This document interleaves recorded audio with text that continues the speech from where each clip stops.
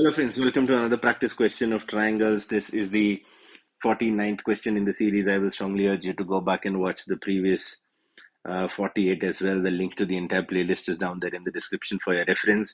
ध्यान रखिएगा इस चैनल पे हम आपके लिए पुराने सालों में पूछे हुए सारे क्वेश्चंस और एनसीईआरटी टेक्स्ट बुक के सारे क्वेश्चंस को सॉल्व करते हैं. ये क्वेश्चन पूछा गया था सीबीएसई एग्जाम्स ऑफ 2014 में.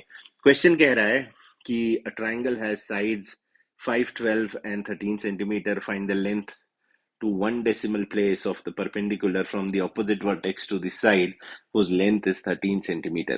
बहुत ही इजी क्वेश्चन है. एक छोटा सा ट्रिक आपको शुरू में आइडेंटिफाई करना पड़ेगा. अभी ध्यान से देखिए, तीन साइड दिए हुए हैं ट्रायंगल के. एक है ए, एक है बी और एक है सी. अगर मैं ए को मान लूं 5, बी को मान लूं 12 और सी को मान लूं 13, तो ध्यान से देखिए यहाँ ए स्क्वायर प्लस बी स्क्वायर यानी कि 5 का स्क्वायर प्लस 12 का स्क्वायर हो जाता है 25 plus 144 which is equal to 169. और 169 जो है ये होता है 13 का स्क्वायर जो कि है सी के स्क्वायर के बराबर. इसका मतलब है कि इस क्वेश्चन में A square plus B square is equal to C square है. और ये है हमारा पाइथागोरस थ्योरम. ये है पाइथागोरस थ्योरम. अब अगर ये पाइथागोरस थ्योरम है तो इससे हमको ये पता चल रहा है कि ये जो ट्राइंगल है ये ए बी और सी जो है ये एक राइट एंगल ट्राइंगल है और सी जो है इस राइट एंगल ट्राइंगल का हाइपोटेनियस है. ओके, सी जो है इस राइट एंगल ट्राइंगल का हाइपोटेनियस है.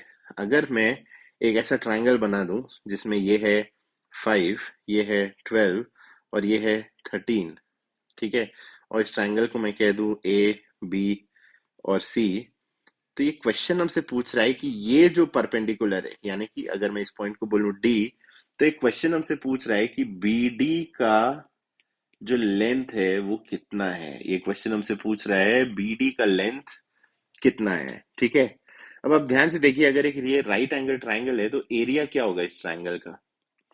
एरिया होगा perpendicular into base, all of this divided by 2. ठीक है, अगर मैं परपेंडिकुलर मान लूं ए बी और बेस मान लूं बी सी, तो क्या मैं इसको लिख सकता हूं half into A B into B C. Correct, correct लिख सकता हूं. और ये जो एरिया होगा ये होगा किसके बराबर, ये दूसरा जो परपेंडिकुलर और बेस होगा यानी कि AC और AC को जो परपेंडिकुलर है यानी कि BD इसके बराबर होगा. राइट, अब मुझे BD की वैल्यू निकालनी है और बाकी सब मुझे पता है, तो ये हाफ से ये हाफ कट जाएगा.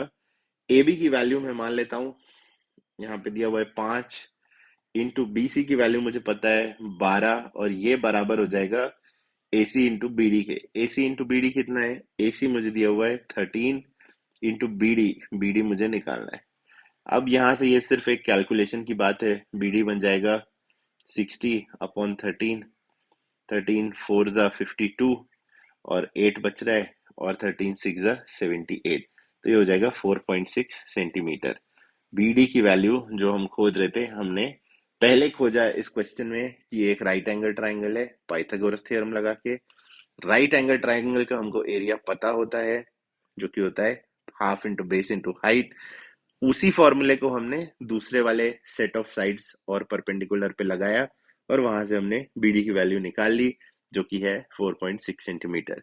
So the length of the perpendicular from the opposite vertex to the side whose length is 13 centimeter is 4.6 centimeter. I hope you found the solution useful. Please do like, share, comment and subscribe. In case you want me to solve any other questions for you, do put down your queries in the comments below. Till then, keep working hard, keep practicing hard. Cheers and God bless.